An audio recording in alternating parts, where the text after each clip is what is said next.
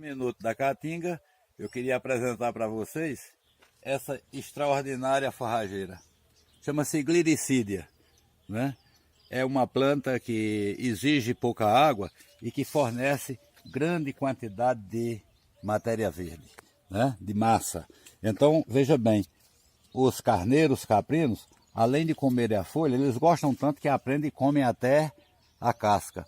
Essas plantas realmente se constituem como alternativas para que a gente possa garantir sustentabilidade animal aqui no semiárido.